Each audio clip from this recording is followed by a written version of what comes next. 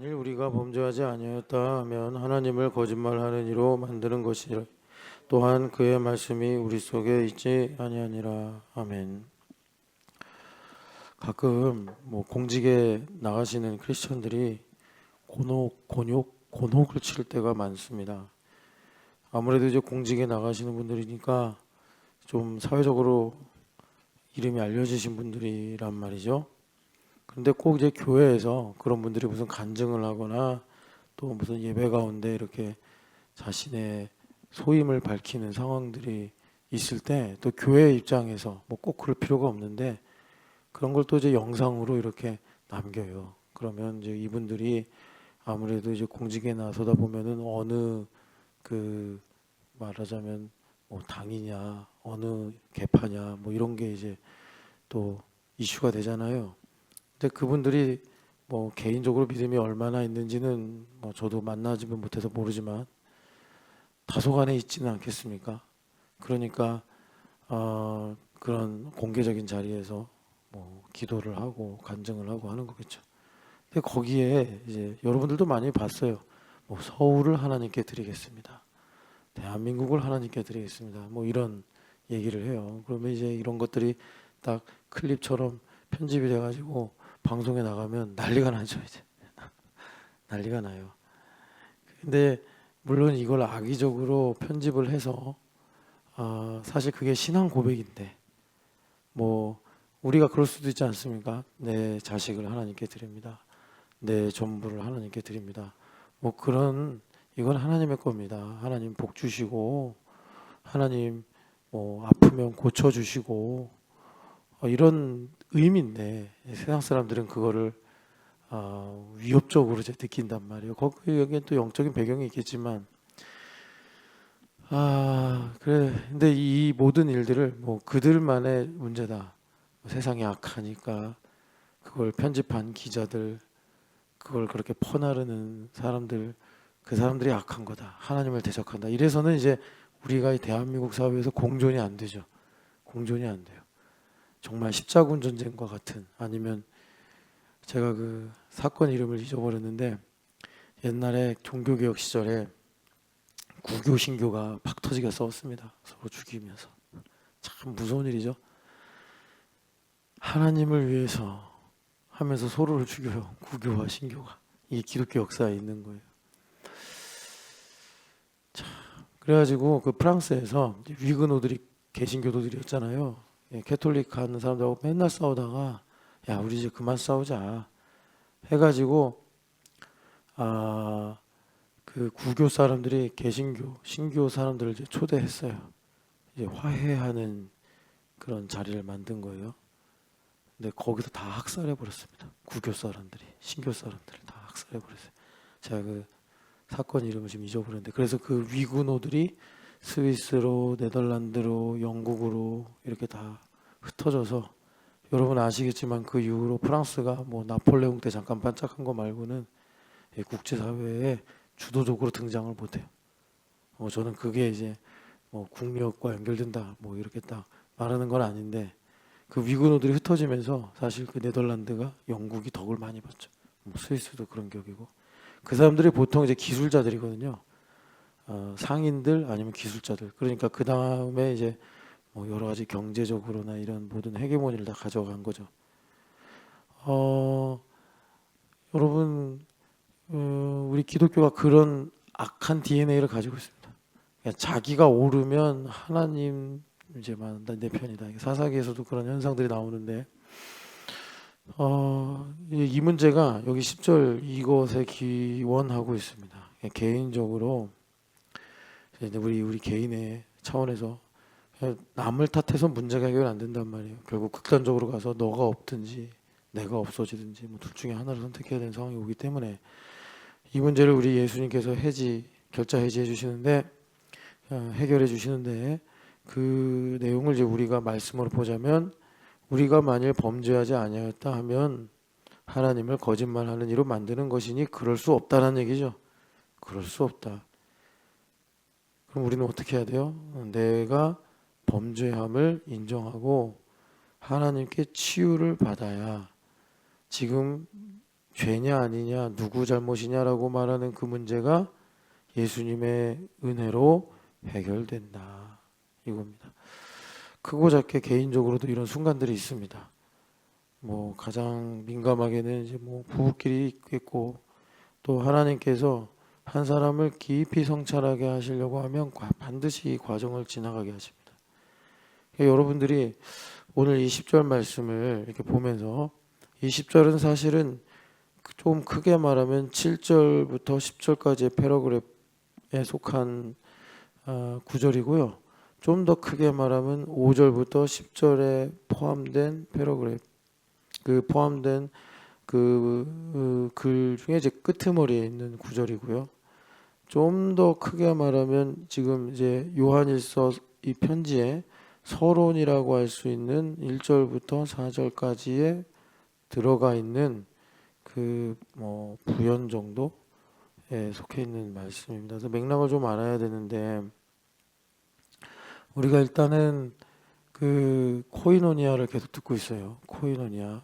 그러니까 여러분, 제가 여기 한글로 번역이 된 사귐이나 또 우리가 흔히 교회에서 많이 듣는 교제라는 단어를 안 쓰고 일부러 좀 낯설겠지만 코이노니아를 사용하는 이유는, 그러니까 성경이 이 코이노니아로 가리키는 바 성삼위 하나님의 코이노니아에 들어가는 건데, 그 본질을 좀 강조하려고 제가 일부러 이렇게 헬라어로 쓴다. 여러분들이 그걸 좀 염두에 두시고, 그냥 사귐이냐 교제냐 하면은 우리가 평소에 말하면서 느끼는 그 의미대로 우리끼리 얘기하고 뭐 또 삶을 나누고 권면하고 뭐 여러 가지 그런 일들로만 느낄 것 같아서 좀 낯설게 생각하시라고 코이노니아를 사용하는 거다.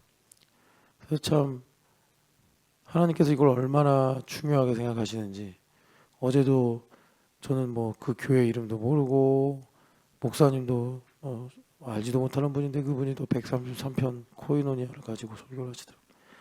야, 진짜 이런 일이 우리 교회는 되게 많아요. 여러분들은 잘 이제 모르거나 봐도 금방 잊어버리고 지나갈지 모르겠는데, 이제 저는 메신저니까 희한하네 이런단 말이에요. 뭐 저 이가국 목사님하고 교제할 때도 제가 설교한 걸 또 이가국 목사님 설교하실 때도 많고, 그래서 하나님 정말 영으로 역사하시는구나 많이 보는데, 여러분 지금 우리 신촌연합교회, 그러니까 요한계시록 보면은 7교회가 있는데, 이 7교회들에게 주님께서 동일하게 하시는 말씀이 성령이 교회에게 하시는 음성을 들어라, 이렇게 말씀하시죠. 그게 교회의 생명이고, 거기 보면은 빌라델비아 교회 같은 교회도 있지만 뭐 사대교회, 버가모 교회 이런 교회들도 있잖아요. 문제가 많은 교회들.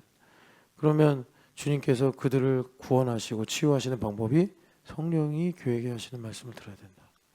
그런데 그게 이제 코이노니아, 지금 우리 교회의 화두, 이제 불교용어로 써도 죄송한데 그 주님께서 말씀하시는 포인트가 코이노니아다. 코이노니아다.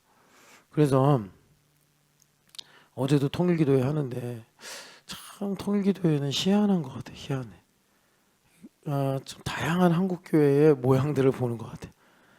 어제도 아마 저보다 연배가 한 10년, 최소 10년 이상 높으신 선배 목사님이 아닌가 싶은데 거의 국악 버전의 찬송을 우리 교회에선 도저히 이렇게 좀 접하기 힘든 쿵짝 쿵짝 하는 그런 느낌의 찬양도 하고, 또 정말 여러분 제 말투는 좀 목사 같지 않잖아요.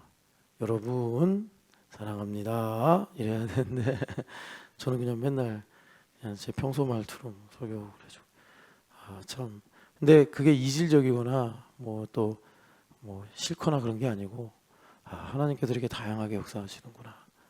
그렇게 또 마음을 열어주시고 또 겸손케 하시고 깨닫게 하셔서 과연 진짜 통일기도회인가 보다 이런 생각이 들어요. 뭐 어떤 대형교회 목사님이 또 대형교회가 이렇게 막 영상미를 막 강조하면서 또 찬양도 이렇게 아름답게 하면서, 그러면 모르겠어요. 그렇게 하면 야 진짜 통일에 이렇게 비교할 만한 견줄 만한 스케일이다 이렇게 느낄 수 있는 사람이 있는지 모르겠는데 저는 그냥 날 것 그대로 뭐 방송 시설조차 제대로 이렇게 되지 않아 가지고 정말 어렵게 하시는 그런 교회들도 보게 하시면서 정말 주님께서 전국 방방곡곡 이렇게 하나님께서 통일의 일들을 하시는구나 이렇게 생각이 듭니다. 여러분 참 통일 기도회는 참 은혜가 크고 수지야 너 왜 새벽 예배 나왔어? 야 훌륭하다 훌륭해. 야, 사무엘 같다. 야, 하나님 널 부르셨구나. 혹시 담비 언니가 나온다고 해서 나왔어? 그건 아니야. 담비는 제가 나오라고 그랬더니 나왔네. 아유 훌륭하네. 자 코이노니아를 봅시다. 그래서 여러분 제가 코이노니아가 참 중요하다라고 말씀드리면서 이 코이노니아의 중요한 이유 중에 하나가 어제도 그 목사님이 시편 133편을 가지고 설교를 하시는데 기름 부음이 있다. 기름 부음이 있다.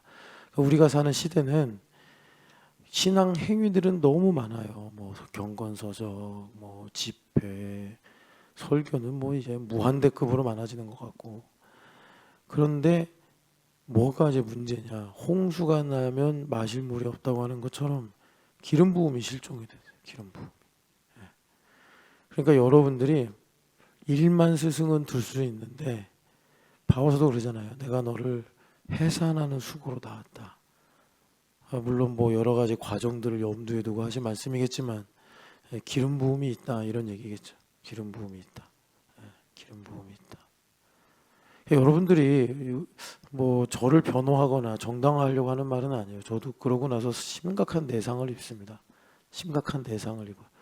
그러니까 만약에 이제 김 목사님이 저 다른 교회 가라고 계속 그랬어요. 왜냐면 우리 교회에 있으면 커리어에 별로 도움이 안 돼요. 그러니까는 조금이라도 큰 교회 가서 제대로 배우고 목회해라 했는데 김 목사님이 이제 고집이 좀 세요. 그러니까 하나님께서 그 고집을 사용할 때도 있어요. 안 간대요. 자기 여기서 제자도 하는 게 좋대요. 그래서 제자도 해가지고 맨날 그냥 쓴소리 듣죠. 여러분들한테는 안 그러죠. 제가 김 목사님한테 전화하면 야 그럴 때도 있어요. 그러니까 뚜껑 열리니까 제가 어우 근데 제가 그렇게 하는 거는 딱 한 개밖에 없어요. 딱 한 개. 뭐 설교를 뭐 어떻게 했냐 사역을 그거 하나도 없어요. 봄이랑 잘 살아라 그거예요. 봄이랑 잘 살아라. 그러니까 그럴 때만 이제 제가 어떻게 해요? 뭐 제가 김 목사님한테 뭐 얼마나 힘들어. 아유 그렇게 해가지고 영적 전쟁 어떻게 합니까? 그다 마귀 새끼 이거 물리쳐야 되는데. 그래서 제가 바로 김 목사님 전화하면 목사님 전화했구나. 예 목사님 정신 못 차려? 바로 이렇게 들어가요. 딱 하나예요. 제가 그거 외에는 김 목사님한테 뭐라고 한 거 없어요. 다 잘해. 잔인성 인도도 잘해. 뭐 사역도 열심히 해. 그러니까 그리고 하여튼간에 또 주중에도 열심히 연구소 가서 일도 하고. 아이고 보통 힘든 게 아니에요 그거. 전보미 집사도 이시시 가서 힘들긴 하지만 여하튼간에 제자도 하니까 참 뭐 힘들 거예요. 근데 여러분 제가 저를 변호하거나 정당하려고 하는 게 아니라 김 목사님도 이거 알아야 되는데 그러고 나면 나는 진짜 내상을 크게 입어요. 여러분 사람이 이렇게 좋게 좋게 말하는 게 편하잖아요. 여러분 제가 퍼스널 코렉트니스 그거 많이 말하죠. 퍼스널 코렉트니스가 뭐예요? 교양 있게 부드럽게 그랬어? 이렇게 말하면 얼마나 저도 내상이 없고 상대방도 듣기 좋아요. 그렇게 해서는 코렉트니스는 남을지 모르겠는데 트루스는 없어요. 트루스는 없어요. 여러분들 이거 잘 생각하셔야 돼요. 코렉트니스 사실 그거 교양 있게 말하고 품위 있게 품이 있어야 돼요. 우리가 품이 없으면 안 됩니다. 예수님 사람들 정말 품이 있어야 되는데 그게 일본 사람들처럼 메이와쿠라는 울타리를 만들어 가지고 방어 기제가 된다고. 그건 여러분들도 다 알아요. 그거 내가 뭐 여기서 설명 안 해도. 그러니까 자 기름 부음이 실종된 시대를 살고 있다. 그래서 이 코이노니아의 최고의 복은 신령한 복을 기름 부음으로 받는 거예요. 그래서 하나님의 예정에 해당되는 택하심과 부르심의 내용은 여러분 아무리 뭐 지식을 많이 쌓고 정말 혼자서 그렇게 기도를 해도 안 돼요. 그거는 공동체의 기름 부음을 통해서만 성령 하나님께서 우리의 눈과 귀를 밝혀주셔서, 여기 보면 들은 바요 눈으로 본 바요, 어제 말씀드렸잖아요. 이건 현재 완료형이다. 계속 우리가 듣고 보게 하셔서 우리로 나의 택하심과 부르심이 이거구나를 알게 하시는 거예요. 예. 그래서 여러분 이 기름 부으심이 생명이에요. 생명. 요한일서에서 강조하는 거 사랑, 생명, 또 뭐예요? 기름 부으심이에요. 기름 부으심. 다 같은 내용이에요. 그래서 여러분이 기름 부으심이 우리를 살린다. 그래서 여러분 있잖아요. 이 요한 1, 2, 3서 다음에 뭐가 나오죠? 유다서 나오죠. 유다서. 이 유다서가 뭘 다루는 거냐면 오늘 10절에 자기가, 그러니까 10절도 그 내용인데 6절을 보시면 하나님과 사귐이 있다 하고 어둠에 행하는 문제, 이걸 이제 다루는 거예요. 사실 요한 사도가 코이노니아를 가지고 하나님과 사귐이 있다고 하면서 어둠에 행하는 문제, 이거를 이제 유다 선생님은 좀 더 세게 말합니다. 아무래도 이제 편지가 짧아서 그런가 응축이 돼서 그런지 세게 말하는데, 여러분 그래서 유다 선생님, 예수님의 동생이잖아요. 야고보 선생님의 동생이기도 하고, 유다 선생님이 이 하나님과 사귐이 있다고 하면서 어둠에 행하는 사람들에 대해서 뭐라고 단언을 확 해버리냐면 유다서에 성령이 없는 자들이다, 이렇게 말을 해요. 성령이 없는 자들이다. 뭐 유다 선생님 개인의 의견이겠지만 하나님께서 그걸 진리의 말씀으로 쓰셨으니 우리가 이 말세지 말에 우리의 무의식까지도 오염이 돼서 내가 생각하는 게 하나님의 뜻이다, 마치 과거의 신교 구교가 서로 하나님의 이름으로 살인을 하는 것처럼, 이런 이제 우리가 은밀한 시대에 살고 있는데, 이런 가운데서 우리가 믿음을 지키려면 지금 요한 1서나 유다서에서 말씀하시는 하나님과 사귐이 있다고 하면서 내가 어둠에 행하는 문제가 뭔가를 알고 성령 하나님의 기름 부으신 가운데 있어야죠. 그래서 여러분, 성령이 없는 사람의 특징이 뭐냐? 성경 안 읽는 사람일까요? 아니에요. 여러분 잘 아셔야 돼요. 기도 안 하는 사람일까요? 아니에요. 예물 안 드리는 사람일까요? 아니에요. 또 뭐가 있을까? 뭐 주일날 빠지고 놀러 가는 사람일까요? 그것도 아니에요. 뭐가 하나님과 사귐이 있다고 하면서 자기가 스스로 속는 거 아닙니까? 어둠에 행하고 있는 거냐? 유다서는 그거를 여러 번 반복하면서 우리한테 잊지 말라고 강조하는데, 그게 뭐냐? 뭐겠어요? 그게 비방이에요. 비방이에요. 비방. 이 비방이라는 게 사실 원수마귀의 그 별명입니다. 그래서 한글로 번역이 되면 다른 말로 참소자다, 이렇게 말해요. 그 히브리어로, 헬라어로 블라스페메오라는 뜻인데, 이게 아마 영어로도 비슷할 거예요. 회방하다, 비방하다, 이런 말로. 제가 영어 단어가 생각이 안 나는데 원수마귀 별명이에요. 그 원수마귀는 맨날 와서 너 나쁘다, 넌 틀렸다, 넌 쓸모없다, 넌 추하다. 여러분, 하나님은 전혀 그런 말, 여기도 5절에 말씀하지만 하나님은 빛이시기 때문에 그런 거 안 하세요. 그런데 원수마귀가 계속 비방해. 그럼 그 비방을 계속 먹잖아요. 그것에 아멘. 저는 그렇습니다. 그래서 우리 여기 담비랑 수지가 있는데 얘네들이 자라면서 상처를 받을 수 있잖아요. 옛날에 정태기 목사님이라고, 이분이 기독교 상담학을 여신 분이에요. 이분의 간증을 한번 들은 적이 있는데 지금은 90살 가까이 되셨을 거예요. 근데 이 정태기 목사님이 자기가 6학년 때 그 여자 아이들이 지나가면서 못생겼어 하는 말을 듣고 30살 넘을 때까지 계속 정죄를 받고 살았대요. 나는 못생겼어. 그러니까 우리 아이들이 자라면서 상처를 받으면 그거는 원수마귀가 아주 그냥 내 거다라고 하는 그런 소유의 인증이 되게 돼요. 그러니까 여러분, 우리는 어른이잖아요. 그거 우리가 하나님 앞에 깊이 성찰해서 내가 가지고 있는 그런 연약함의 일로 인한 상처가 있다면 빨리 치유받아야 돼요. 그 치유가 안 되면 나는 뭐 머리가 나빠. 부모님이 그럴 수 있잖아요. 이 머리 나쁜 놈아, 이 돌대가리야. 근데 그게 나에게 운명처럼 새겨져 가지고 그냥 난 머리가 나빠. 맨날 수치스럽게 생각하고.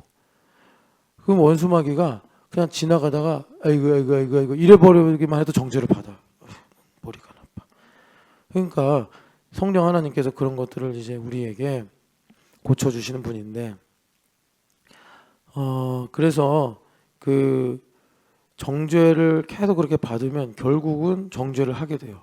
그러니까 성령 하나님 내 안에 계시면 성령 하나님은 그것을 이제 고쳐주십니다. 여기 이제 고쳐주시는 과정이 중요한데, 여러분 그 내가 아파요. 제가 참 성격이 못돼서 종합 건강 검진 안 받는다 그랬잖아. 가면 맨날 죽을 것처럼 얘기를 하니까 나 안 가. 그러는데 이건 틀린 행동이에요. 제가 하도 어렸을 때 병원에 오랫동안 다녀서 병원 냄새를 싫어해 제가. 근데 경찰청지는 좋아하는데 병원은 싫어해. 아유 병원 너무 한 3년간 입원하고 수술하고 입원하고 수술하고 그래가지고 너무 힘들어. 근데 그래도 정상적인 건 뭐예요? 의사 선생님한테 가면 의사 선생님은 이제 환자인 경우 부정적인 얘기를 하죠. 어디가 안 좋군요. 뭐 저 같으면 신장이 안 좋군요. 뭐 또 어떤 사람은 허윤실 자매 같은 경우는 콜레스테롤이 높군요. 당뇨 직전입니다. 이런 식으로 기분 안 좋죠. 차라리 나한테 욕을 하지. 이런 식으로. 근데 의사 선생님이 그걸 드러내는 이유는 뭐예요? 고쳐주려고 하는 거 아닙니까? 고쳐주려고. 그러니까 빛 가운데 행한다는 말씀이 뭐냐면 여기에 빛 가운데가 되게 많아요. 2장 7절도 빛 가운데, 그리고 1장 7절 빛 가운데, 2장 9절도 빛 가운데, 2장 10절도 빛 가운데. 빛 가운데가 많아요. 이 빛 가운데 거한다는 게 뭔지 알아야 되는데, 여러분 빛 가운데가 많이 나오니까 어둠 가운데도 많아요. 여기는 어둠 가운데로 안 하고 똑같은 in the light, in the darkness인데 in the darkness는 그냥 어둠에 있다 이렇게 번역을 해서 이게 대비가 안 되는데, 사실은 in the darkness하고 in the light하고 이게 이렇게 대비가 되면서 계속 요한 사도가 말씀하고 있어요. 그러니까 어둠에 행하는 것과 빛 가운데 행하는 것이 지금 비교가 되고 있는 건데, 빛 가운데 행한다는 건 뭐냐? 여기 중에 누가 죄 안 짓고 살아? 다 죄 짓잖아요. 우리 마음에 깊은 뿌리에 죄 있잖아요. 그러니까 그 깊은 뿌리 있는 죄는 뭡니까? 하나님 향한 반감이에요. 반감. 우리가 정말 하나님 너무나 사랑하는데 우리 안에 정말 햄릿처럼 미치고 팔짝 뛸 노릇이 뭐냐면 하나님을 안 사랑해. 그래서 2장 15절부터 17절에 하나님의 사랑이냐 세상의 사랑이냐 이거 갖고 이제 요한 사도가 말씀하시는 거예요. 그러고서 우리 보고 이기라고 하시는 거예요. 이기라고 하는 거는 여러분 우리가 그런 선택의 순간이 왔을 때 나는 하나님의 것입니다 라고 고백하라 이것입니다. 이미 예수님이 이기셨기 때문에. 그래서 빛 가운데 있는 건 뭐냐? 내가 병원에 갔어요. 아프니까 의사 선생님이 그거를 드러내는 거예요. 어디가 안 좋으시군요. 이거 수술 받아야 됩니다. 이 약을 드셔야 됩니다. 다 네거티브한 거예요. 그죠? 그냥 내가 들으면 듣기 싫은 얘기는, 건강하다는 얘기를 듣고 싶지 갔는데 예상치도 못하게 어디가 안 좋고 어디에 종양이 있고 어디에 뭐가 문제가 있고 이러면 이게 막 걱정하고 두려움, 정죄를 받는 거죠. 그런데 예수님을 믿으면 연역적으로 이거 고쳐주시겠구나. 그러면서 이제 의사 선생님 시키는 대로 약도 먹고 입원도 하고 그러는 거예요. 이게 빛 가운데 행하는 거예요, 여러분. 빛 가운데 있는 게 괜찮으시네요. 하나도 문제가 없으시네요. 뭐 조금만 있으면 나으시겠네요. 이게 빛 가운데 있는 게 아니에요. 빛 가운데 있는 거는 내가 어디가 쿡쿡 쑤셔서 갔는데 뭐 이게 지금 엄청난 문제고 약을 얼마나 먹어야 되고 뭐 지금 뭐 기능이 안 되고, 이걸 객관적으로 성령 하나님께서 드러내시는 거예요. 그게 빛 가운데 이제 가면 성령 하나님 드러내시고, 이 드러난 걸 가지고 그래 이 죄 때문에 예수님 나를 위해 십자가에 고난당하시고 죽으셨지 하고 십자가를 붙잡는 게 빛 가운데 행하는 거예요. 그런데 그 일이 뭐냐? 주님께서 너희들이 그 일을 어렵다 힘들다 복잡하다 이러는데 그거 막대기에 달린 노뱀을 보는 거다. 여러분 독에 물렸어. 그러니까 막 그냥 누워 있어요. 그러면 노뱀을 보는 건 눈만 뜨면 돼. 장대에 매달았으니까 이렇게. 그런데 인간 안에 있는 하나님 향한 반감이라는 것이 야 임마 뭐 장대에 달린 노뱀을 본다고 이게 낫겠어 하고 눈을 이렇게 질끈 감고 있는 거예요. 아이고 이 녀석아 눈만 뜨면 노뱀이 보여. 노뱀만 보면 살아. 저 옆에 있는 사람 봐봐. 쟤도 불뱀에 물렸는데 저거 보니까 살잖아. 보기만 해봐. 안 봐, 안 봐. 내가 2번 속냐? 1번 속지? 뭐 이러면서 안 하는 거야. 그게 그 노뱀의 내용이 우리가 인간이 얼마나 하나님을 싫어하는가를 보여주는 거예요. 그럼에도 불구하고 하나님은 끝까지 자비를 베푸시는 사랑을 또 보여주시는 거예요. 여러분 빛 가운데 행하시기를 축복합니다. 어둠 가운데 행하는 건 뭐예요? 반대예요. 그 드러나는 게 싫으니까 내가 선생님 앞에 가면 초음파 찍고 엑스레이 찍고 뭐 CT 찍고 드러나는 게 싫은 거예요. 그러니까 어떻게 해요? 요한복음 3장 보면 빛을 사랑하는 어둠을 사랑하는 어둠을 사랑하는 거 뭐예요? 병원 안 가는 거예요. 여기 지금 골마 터져요. 그럼 빨리 약 먹거나 째거나 해가지고 고쳐야 되는데 지금 살 것 같아. 이거 그냥 두고도 밥 먹는데 지장 없고 뭐 조금 아프다 말고 뭐 진통제나 먹고 살지 뭐 이러고 있는 거예요. 이게 좀 골마 터지는데 그래서 병원 안 가. 외면해. 빛을 외면해. 코이노니아를 외면해. 이 코이노니아가 삼위일체 하나님 안에 들어가는 건데 삼위일체 하나님을 1장 5절에 빛이다. 그분에게 들어가면 여러분 우리가 막 굿두 청소 같은 걸 했어요. 얼굴에 시커먼 얘가 다 묻어 있단 말이에요. 그런데 어둠에 있을 땐 몰라. 나 얼굴 깨끗한 줄 알아. 잘생긴 줄 알아요. 그런데 내가 빛 가운데 가면 아이고 망신스러워 하면서 막 얼굴에 이런 게 다 보일 거 아니에요. 그럴 때 이 나의 추함과 더러움을 씻어주시는 예수 그리스도의 보혈을 뿌리고 바르면 사는 것인데 그걸 동의를 드리고 아멘 하면 되는데 그렇게 안 하고 우리가 뒤로 가는 게 그게 어둠에 행하는 것이다. 주님께서 말씀하시는 거예요. 여러분 빛 가운데 행하시기를 축복합니다.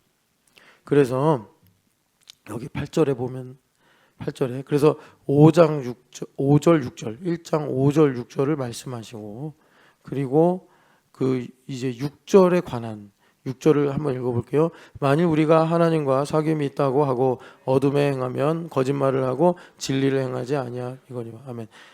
하나님과 사귐이 있대. 근데 아직 연역적 사고가 안 돼. 하나님 중심은 연역적 사고인데 빛이 있어라. 그럼 빛이 생기는 거라니까요.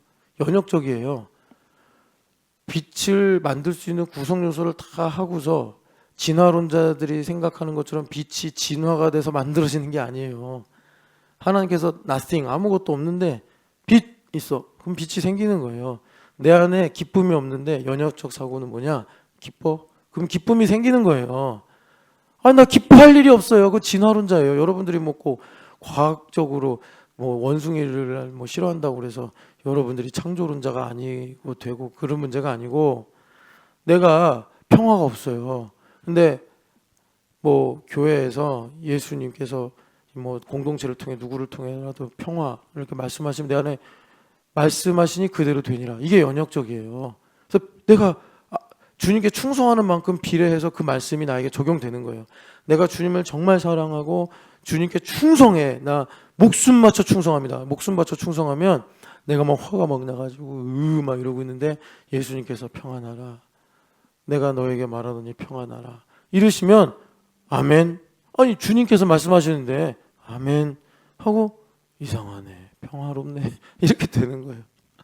근데 내가 입술로는 하나님과 사귐이 있대. 나 주님을 위해서 뭘 한대. 대단하대. 근데 그래 놓고서 내가 이제 화가 나요.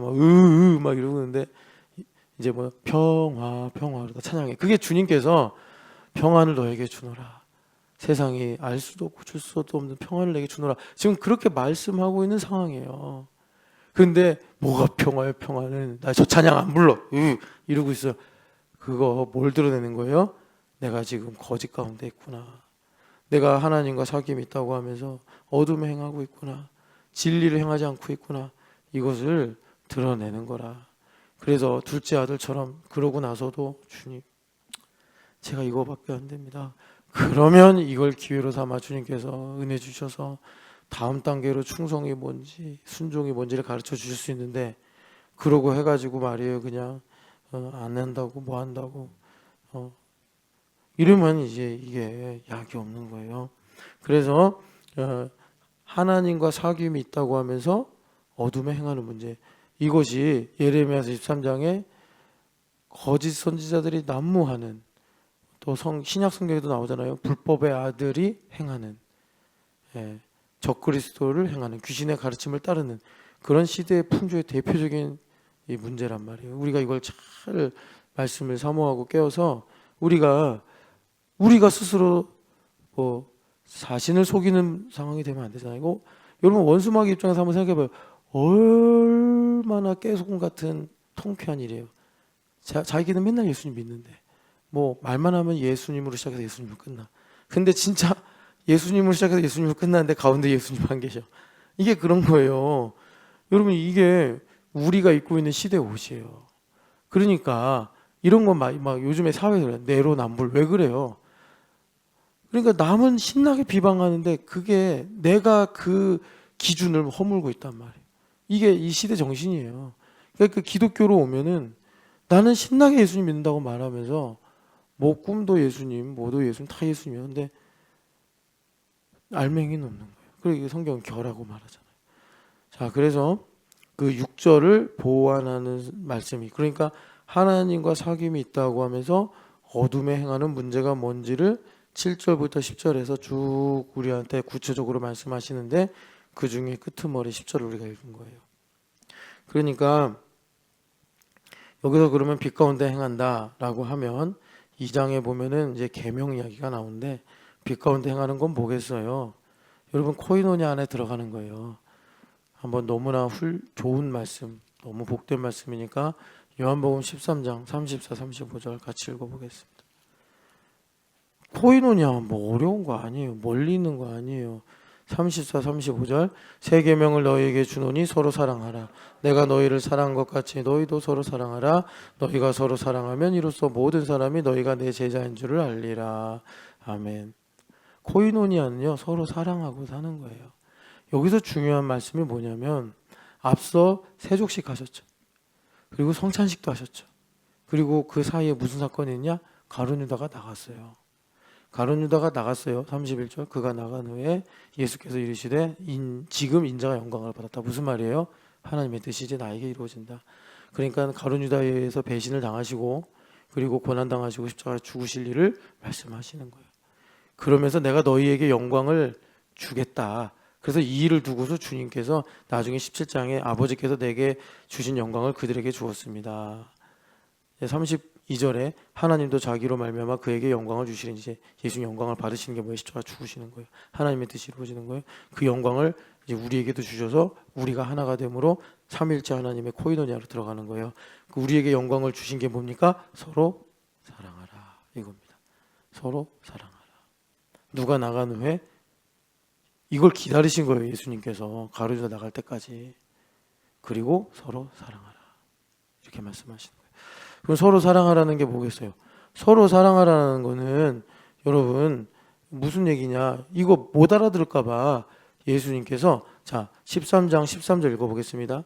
너희가 나를 선생이라 또는 주라 하니 너희 말이 옳도다. 내가 그러하다. 내가 주와 또는 선생이 되어 너희 발을 씻었으니 너희도 서로 발을 씻어주는 것이 옳으니라 라고 말씀해요. 옳으니라. 발을 씻어줘야 된단 말이에요. 발 씻어주기. 발 씻어주기. 이쯤에서 하나 좀 구체적으로 얘기할 게 뭐냐면, 그러니까 하나님의 뜻을 우리가 사랑이라고 그래요. 그죠? 사랑.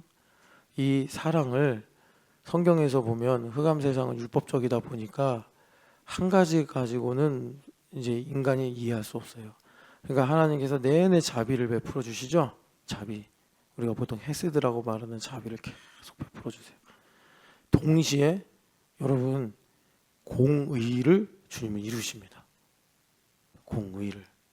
그러니까 제가 혹시 여러분들이 저를 뭐라고 하는 건 괜찮은데 진리를 잘못 알면 안 되잖아요. 그러니까 무슨 말이냐면 제가 김 목사님한테 정신 안 차려? 그럼 당황스럽죠. 집에서 담비랑 막 이렇게 얘기하고 아내랑 놀고 있는데 갑자기 담임 목사가 거두절미하고. 왜냐하면 저는 그 문제를 정말 중요하게 생각하고 제가 김 목사님한테 그랬어요. 내가 다른 거 바라는 거 없다. 나는 너무 힘들다. 내 가정 때문에. 그러니까 김 목사님은 그렇게 살지 마라. 나는 김 목사님이 뭐 전도 많이 하고 설교 잘하고 나 그거 바라지 않는다. 그건 주님께서 어차피 김 목사님 뭐 아버지 목사님이고 기름 부음이 있고 충분히 얼마든지 할 거고 또 전범이 뭐 알아서 똑똑하게 잘하고 그러니까 그건 잘할 거예요. 뭐 담비 보배 얘네들 또 얼마나 신앙생활 잘해요. 우리보다 잘하잖아요. 담비 보배가 이런 말 한다고 진짜 그렇게 생각하면 안 돼. 배워야 된다 이렇게 생각해야 돼. 담비 알겠지? 예. 그러니까 담비 보배가 얘네들 이제 중학교 올라가요. 그러면 전도 엄청 잘할 거예요. 담비 보배. 시원이는 내가 요즘에 보는데 얘 너무 기복이 심해서 연애할 때 힘들겠는데 이런 생각하면서 너무 기복이 심해. 막 좋아가지고 목사님 막 이러다가 이제 제가 그걸 기억하고 시원하 그러면 막 이러고 있어서 제 연애할 때 힘들겠다 그러고 있어요. 근데 둘이 잘 살면 돼요. 둘이 잘 살면. 예. 그러니까 저는 안 좋다 그러면 뭐 봄이 집사가 얼굴이 좋다 그러면 이제 누구를 혼내겠어요. 아니 저 김진춘 목사 혼내죠. 그러니까 거두절미하고 이거는 불이야 해야 되니까. 아니 불이 났어. 불이 났는데 여보세요. 잘 계시나요? 이렇게 할 수 없잖아요. 뛰어나와! 막 이래야 되잖아요. 그러니까 그렇게 하는 건데 여러분 그러니까 하나님께서 우리에게 사랑을 베푸시는 게 하나님의 뜻을 이루시는 거란 말이에요. 하나님 사랑이시기 때문에 그걸 위해서 하나님께서 자비와 공의를 행하신다 이겁니다. 공의와 자비를 행하신다.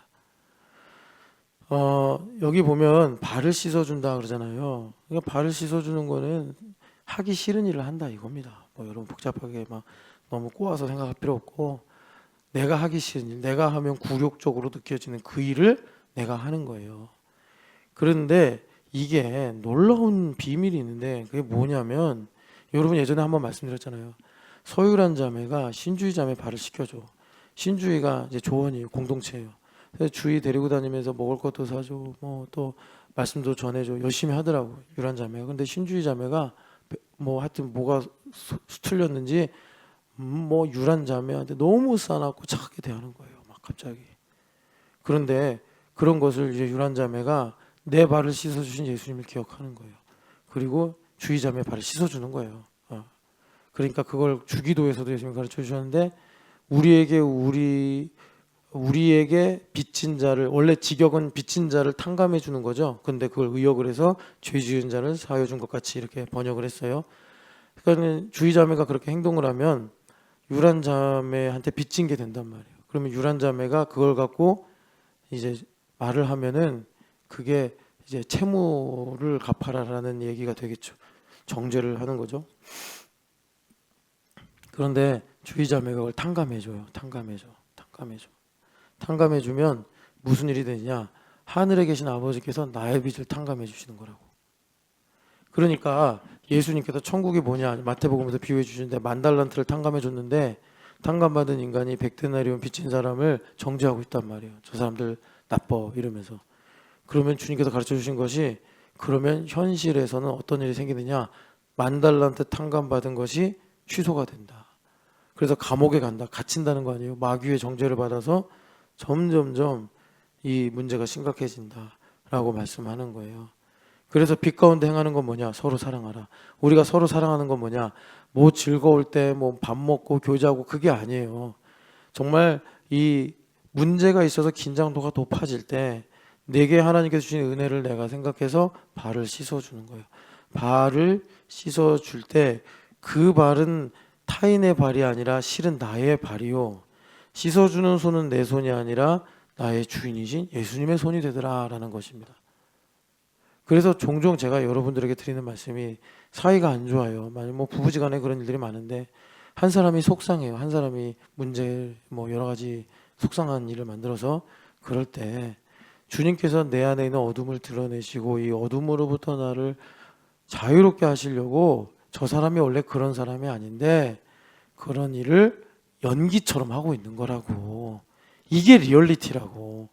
우린 리얼리티를 저 사람이 잘못해서 지금 나를 속상하게 해가지고 내가 힘들어요 이러는데 그거는 내가 얼마나 예수님을 안 사랑하고 충성하지 않는지를 그대로 견적으로 보여주는 거고, 제대로 된 리얼리티는 뭐냐면 내 안에 계신 예수님께서 나를 거룩하고 새롭게 하셔야 되는데, 사랑하시니까.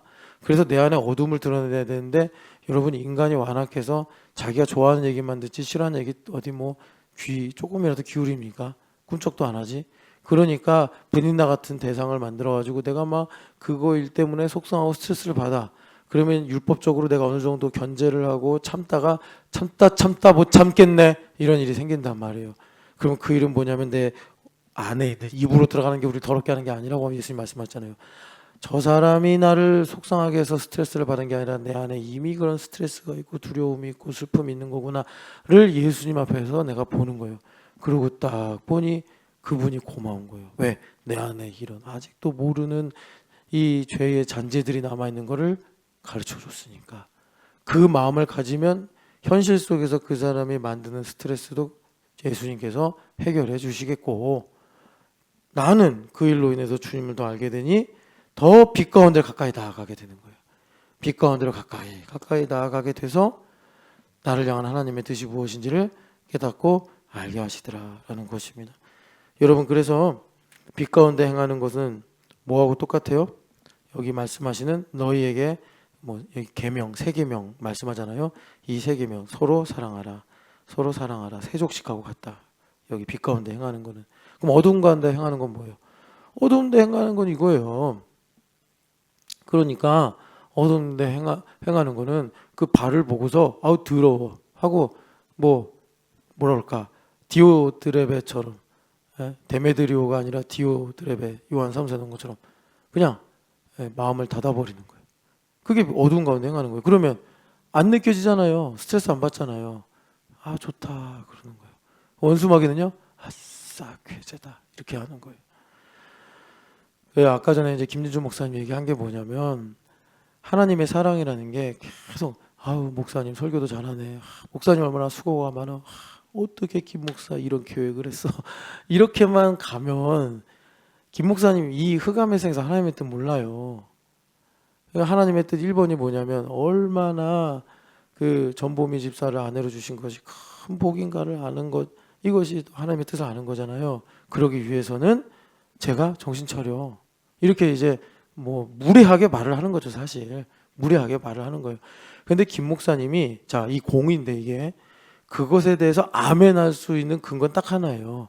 예수님을 향한 충성심이에요. 요 고린도 후서에서도 우리 일상에 예도 있고 아니오도 있다. 그런데 그리스도 예수 안에서는 예나 아니오나 다 아멘이 된다. 그 아니오는 사실 아멘이 힘들잖아요. 아멘이. 그런데 그게 아멘이 될 수 있는 레버리지는 예수님을 향한 충성심이에요. 그리고 예수님을 향한 충성심을 가지면 예수님은 틀리지 않는다. 어제나 오늘이나 영원토록 변함이 없으시다. 그래서 아니오도 아멘이 되고 예도 아멘이 되는 거예요.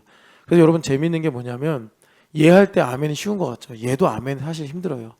예라는 게 이제 말하자면 행복해지는 거 아닙니까? 행복감을 느끼는 거. 그런데 인간이라는 게 행복감이 들어오잖아요. 그럼 자기중심이 엄청 커져요. 그러니까 선줄로 생각할 때 넘어질까 조심하라 이렇게 성경에서 말씀하시는 거예요. 그럼 우리 하나님께서 흑암 세상이니까 우리를 구원하실 때 맨날 전전긍긍하게 하시면서 구원하셔야 돼요.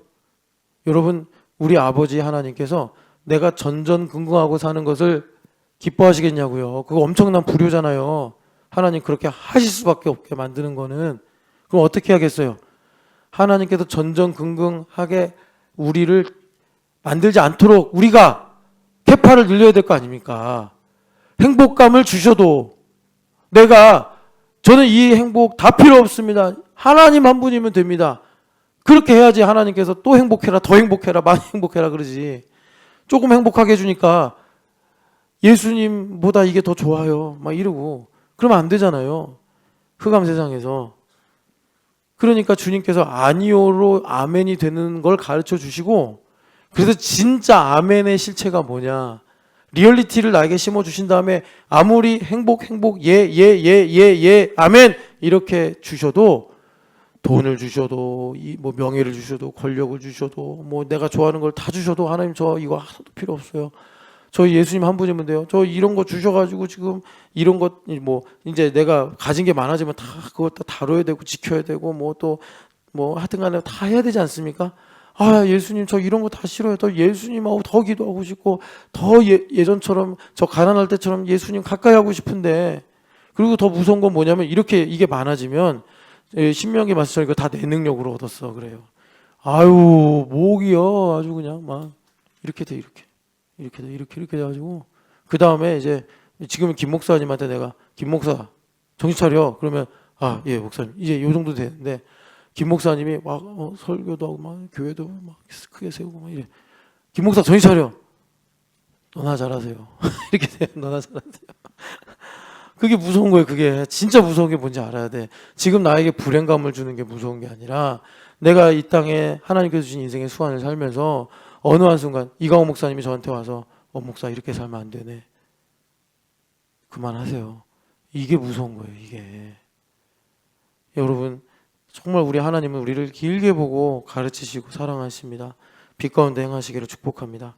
형제를 사랑하는 것은 내가 허물이 형제에게 허물이 드러나요.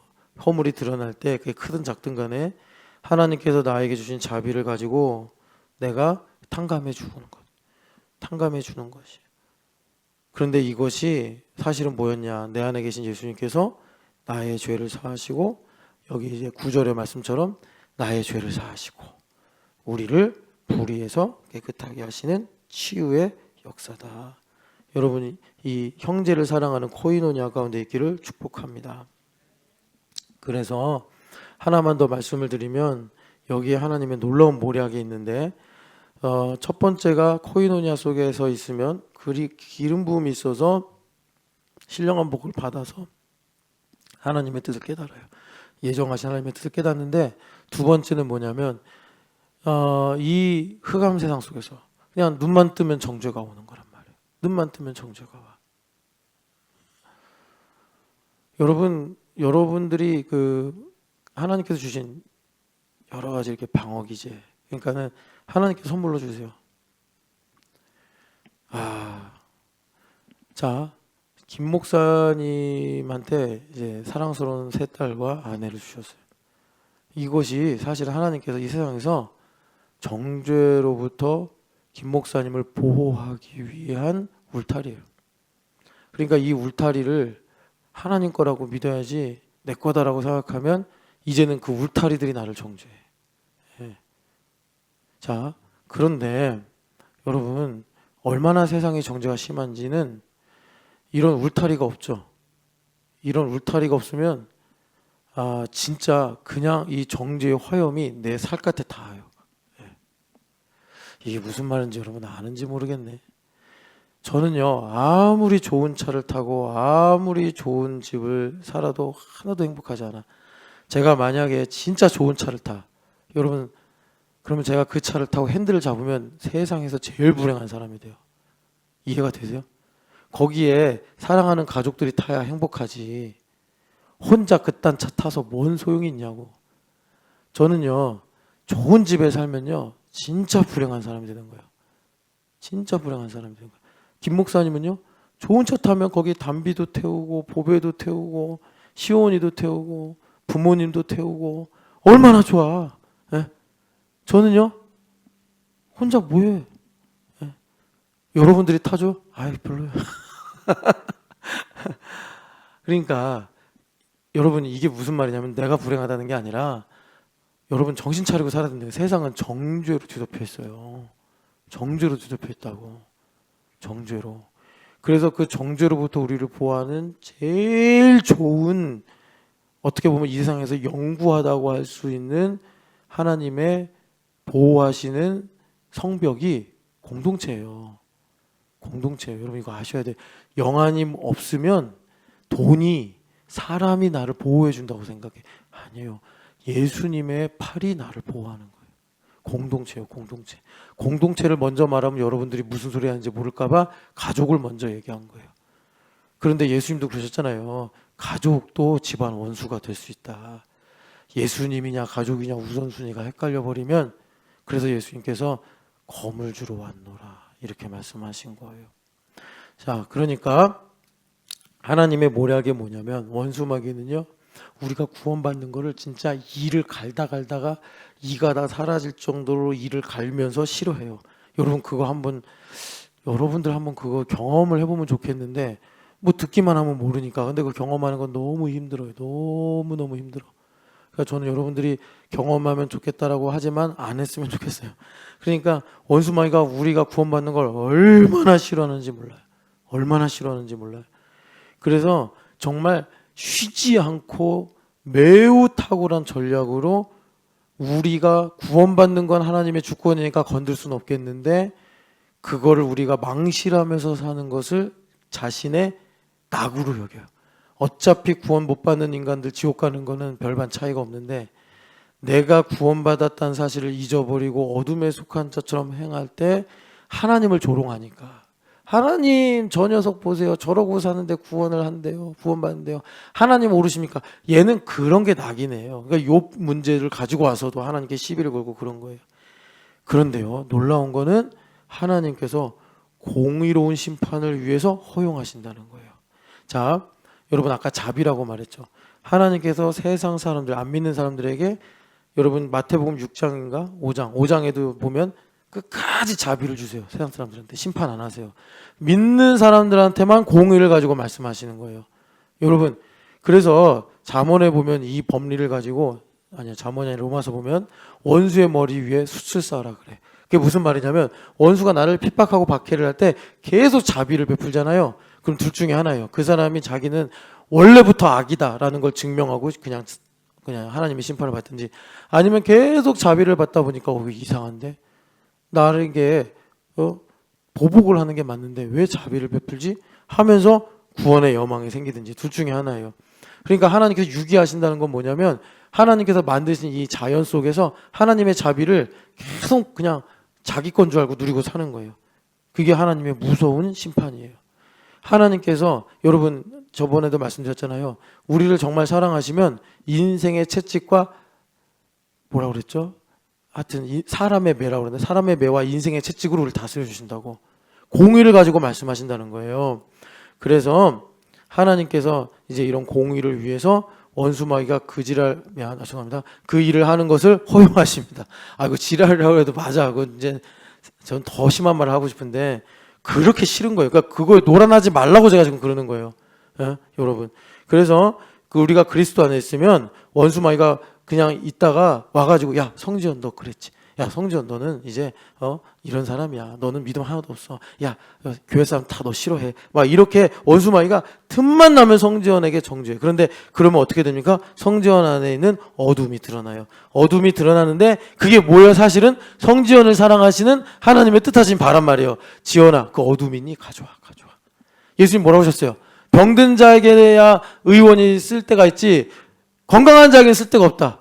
그러니까 빛 가운데 거하는 성지연이 그 어둠이 드러나요. 어둠이 드러나면 하나님 은유가 뭐 배가 고프거나 문제가 있으면 엄마 나 좀 도와줘. 이게 정상이듯이 아버지 저 이런 어둠이 있네요. 그러면 하나님께서 그걸 가지고 하나님 너를 얼마나 사랑하시는지를 가르쳐 주신과 동시에 원수마귀가 그러다가 기겁하고 자빠지는데 그게 뭐냐면 그 문제를 가지고 성지연을 가르치시네. 하나님께서 성지연에게 내가 너에게 왜 이런 일을 주었는지 택하심과 부르심을 굳게 하시네. 그거예요. 그러니까 원수마귀는 맨날 치는 거예요. 맨날 치는 거예요. 이게 하나님의 모략이에요. 원수마귀는요 어쩔 수 없는 게 알면서 계속 이 짓을 해가지고 계속 하나님한테 지고 있어요. 그래서 여기 13절 14절 보면 청년들아 내가 너희에게 쓰는 것은 이것을 너희가 악한 자들 이기었음이라. 14절도 마지막에 보면 내가 너희에게 쓴 것은 사랑하라고 쓴 거예요. 이것은 너희가 강하고 하나님의 말씀이 너희 안에 거하며 너희가 흉악한 자를 이겼음이라. 여기 이겼다라는 말씀이 여러분 영어 성경 보면 have overcome. 그러니까 현재 완료형. 너희들은 맨날 이긴다 말씀하시는 거예요. 그래서 맨날 이기는 게 뭐예요? 서로 사랑하라. 그래서 여러분 이것을 알려면 두 가지가 필요합니다. 이거 구하세요. 1번 하나님 나에게 신령한 지혜를 주셔서 내가 이웃을 탕감해 줄 때 이 일이 하나님께서 나를 탕감해 주시는 것을 믿게 하여 주시옵소서. 네. 여러분 이거는 신령한 지혜예요. 하나님 이것을 내게 믿게 하여 주옵소서. 심지어 여러분 이거 아세요? 남을 비방해. 그럼 남을 비방하잖아요. 옛날에 속담 이런 거 있어요. 안에서 깨진 바가지 바깥에서 된다. 남을 비방하면요, 내가 내 가족 비방 안 할 것 같죠? 아니에요. 가족 사이에는요, 자, 담비한테 김 목사님이 99번 잘한다, 훌륭하다 그래. 그러다 한 번 담비한테 날카롭게 보거나 담비를 좀 독한 말로 말해. 그게 99가지를 다 불태우는 게 가까운 사이란 뜻이에요. 99번 잘 지냈는데 한 번의 실수로, 나는 기억하지도 못한 일로 담비의 심장에 가시를 박을 수 있는 게 가족이란 말이에요. 부모란 말이에요. 그러니까 여러분들은 이거를 율법적으로 생각해서 내가 싫어하는 누군가를 비방해.